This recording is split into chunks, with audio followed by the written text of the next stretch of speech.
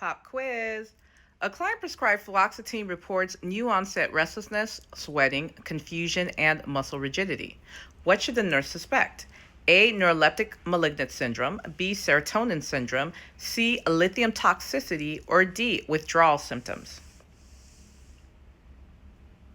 And guys, the correct answer is B, serotonin syndrome. So you need to know this drug, fluoxetine. You need to know that's an SSRI. You need to know that the SSRIs are the first line drugs for depression. And the reason for that is that they're most effective with the least amount of side effects or adverse effects. So that's given first before anything else is tried, usually. All right.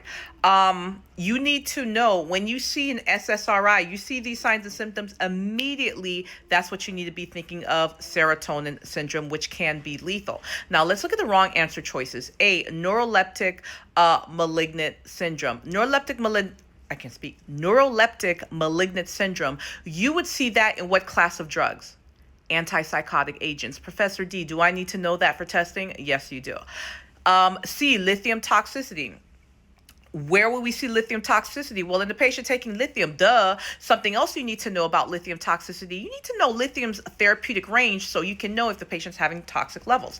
Their therapeutic range is, what is the therapeutic lithium? 0.6 to 1.2. That's the therapeutic range.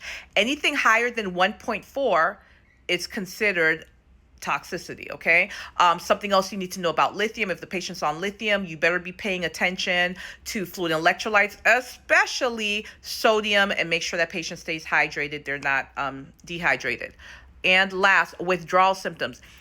The patient may experience withdrawal symptoms from this drug, but only if they stop that drug abruptly. If they're currently taking it, why would we see withdrawal symptoms? So yes, it's very important that you guys know the answer and the rationale that I just explained, but all of the wrong answers, everything I just explained to you, why they're the wrong answers, you may see that as another question on your exam. So make sure you understand everything I just said thoroughly.